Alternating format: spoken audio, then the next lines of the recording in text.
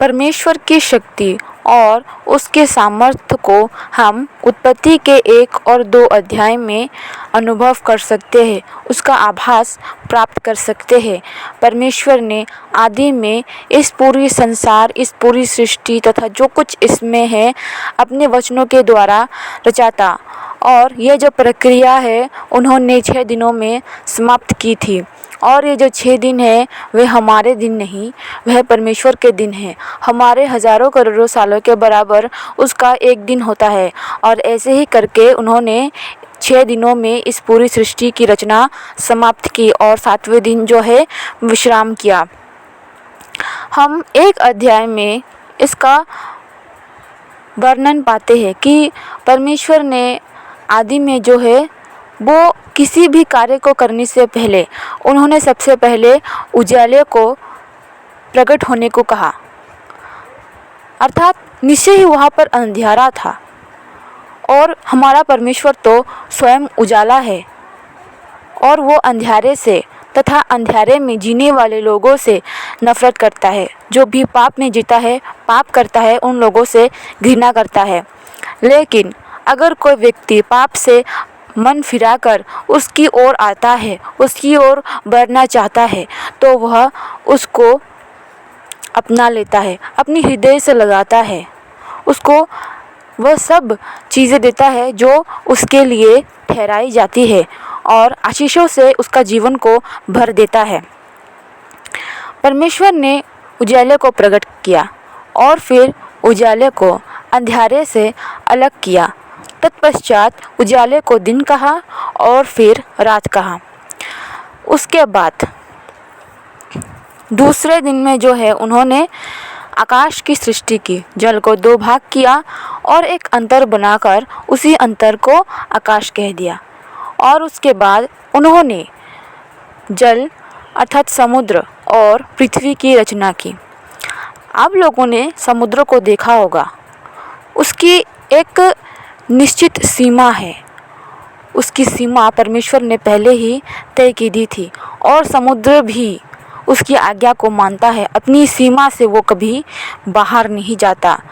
हाँ, तूफानों में हो सकता है कई बार जाता है, लहरें उठती है, लेकिन फिर भी वह उसी सीमित क्षेत्र जो उसके लिए ठहराया जाता है वह वही रहता है। और तत्पश्चात परमेश्वर वृक्षों, फलों समेत बीज जो उनमें है, अर्थात आम, एप्पल, जो भी मैंगो वगैरह है, लीची है, जैक फ्रूट है, पियर है, ये सारे जो फल है उन्होंने सृष्टि की। यहाँ पर ध्यान देने की बात यह है कि तब ना ही सूर्य था और ना ही वर्षा होती थी। फिर भी परमेश्वर के वचनों के द्वारा वहाँ पर वृक्ष फल समेत उत्पन्न हुआ। कैसे? क्योंकि हमारा परमेश्वर बहुत ही शक्तिशाली है और उसका वचन बहुत ही सामर्थी है।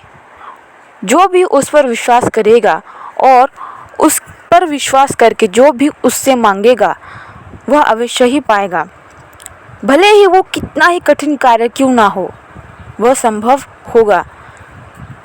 साइंस के अनुसार एक पौधे को उगने के लिए सूर्य की रोशनी और पानी की आवश्यकता होती है, परंतु परमेश्वर ने बिना बारिश के, बिना सूर्य के आदि में ही वृक्षों की फल समेत रचना कर दी थी।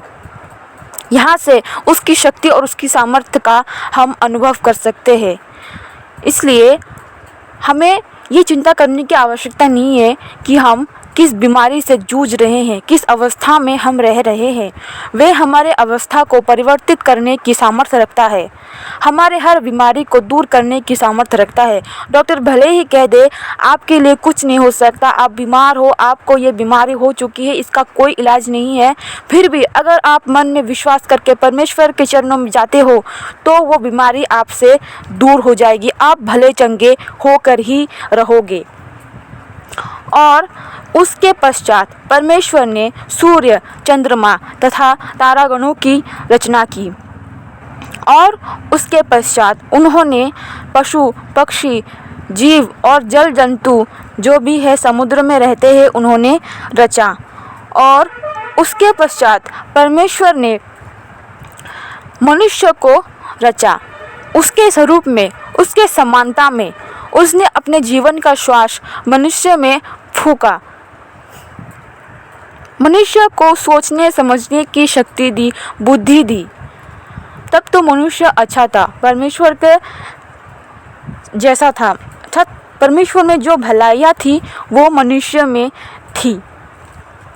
और आज मनुष्य पापी हो चुका, क्योंकि तब उन्होंने वह फल खा लिए थे जो परमेश्वर ने खाने को मना किया था, अर्थात भले और बुरे का ज्ञान का फल। और उसको खाने के बाद से ही मनुष्य जो है पाप में गिर गए थे। तभी भी परमेश्वर हर मनुष्य से प्रेम करता है। उन्होंने पाप किया, वे रुष्ट भी हुए, दंड भी दिया, तभी भी परमेश्वर ने पूरी तरह से अपनी दृष्टि, अपनी दया हम पर से हटा नहीं ली। उन्होंने हमें प्रेम किया और हमारे लिए जीवन का वो मार्ग जो यीशु मसीह में होकर उन तक पहुंचता है, हमारे लिए तैयार किया और हमें जीवन प्रदान किया। मृत्यु आदम की वजह से आई थी, अवश्य है, परंतु जीवन जो है परमेश्वर की वजह से हमें प्राप्त हुआ। और उसके पश्चात परमेश्वर ने हमारे यहाँ पर आप देख सकते हो कि परमेश्वर ने मनुष्य की सृष्टि से पहले उसकी हर एक ज़रूरत की वस्तु जो है तैयार कर रखी थी और उसके पश्चात ही मनुष्य की सृष्टि की। इसका अर्थ ये है परमेश्वर हमारी ज़रूरतों को जानता है, इसीलिए हमें ऐसा नहीं करना चाहिए कि हमें हमारी ज़रूरतों के लिए ही, सिर्फ मांगने के लिए ही परमेश्वर के दरबार में नहीं जाना चाहिए, क्योंकि परमेश्वर सब जानता है। हमें किस चीज़ की आवश्यकता है वो हमसे पहले वो जानता है, और हमारे लिए क्या उचित है वो हमसे पहले जानता है, क्योंकि उसकी दृष्टि इस पूरी पृथ्वी पर है। वो भविष्य को जान सकता है, और हम तो आज क्या होगा और थोड़ी देर बाद क्या होगा वो भी हम नहीं जानते, परंतु परमेश्वर सब जानता है। पहले क्या हुआ था, आज क्या होगा और आगे क्या होने वाला है, सब कुछ उसके सामने प्रकट है। सब कुछ वो देख सकता है, वो जानता है। इसीलिए हमें दुखी नहीं होना चाहिए अगर हम कुछ परमेश्वर से मांगते हैं और वो हमारे लिए नहीं हो रहा है। निश्चय ही वहाँ पर कुछ कारण छिपा हुआ है जिसके कारण वो नहीं हो रहा है, क्योंकि परमेश्वर तो हमारा भला ही चाहता है। वो तो जानता है कि हमारे लिए भला क्या है, तो फिर वो हमें भली वस्तु जो है क्यों ना देगा, क्यों हमें दुख देगा। निश्चय ही वहाँ पर हमारा हित नहीं है, हमारा वहाँ पर विनाश हो सकता है, हमारी हानि हो सकती है। इसीलिए उन्होंने उस वस्तु से, उस मांग से जो हमने मांगा है उससे दूर रखा है। इसलिए कभी भी परमेश्वर को दोष ना दे कि, या फिर उनसे रुष्ट ना हो कि हमने परमेश्वर से कुछ मांगा है और हमें नहीं मिला। निश्चय ही वहाँ पर कुछ कारण छिपा होगा। इसके लिए आपको परमेश्वर से बात करनी है, उससे प्रार्थना करनी है, तब आपको वो जवाब देगा, वचनों के द्वारा या फिर किसी बाइबल के वर्सेस के द्वारा या फिर किसी पास्टर के जब वो संदेश सुनाता है तब वहाँ से आपको कुछ जवाब परमेश्वर की ओर से मिल जाएगा। परमेश्वर हमसे बहुत प्रेम करता है दोस्तों। हमारे पापी होने के बावजूद परमेश्वर ने हमसे प्रेम किया और अपने इकलौते पुत्र को उन्होंने हमारे लिए बलिदान किया। क्यों? क्योंकि हम बच जाए, क्योंकि हमें जीवन मिले।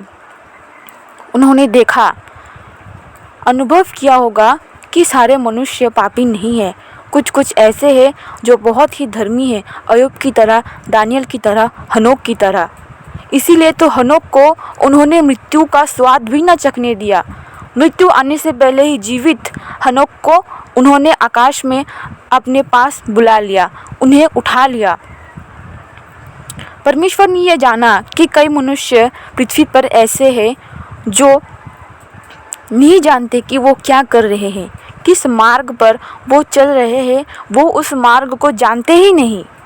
अगर उनको सही मार्ग दिखाया जाए, सही शिक्षा प्रदान की जाए तो वे अपना मन फिराते हैं। इसीलिए उन्होंने हमारे लिए, जिससे कि हम बच जाए, इकलौते पुत्र को बलिदान किया। और वो आए, उन्होंने अपना जो भी वचन उन्होंने पिता से सुना था हमें प्रचार किया, हमें और हमारे आसपास के सभी सृष्टि में जो भी मनुष्य रहते थे उन्हें प्रचार किया। और जो कोई व्यक्ति बहुत पापी जो है वे भी परमेश्वर के वचन को सुनकर फिरे, उन्होंने अपना मन फिराया, तभी फिराते थे और अब भी फिराते हैं। परमेश्वर का वचन इतना सामर्थी है।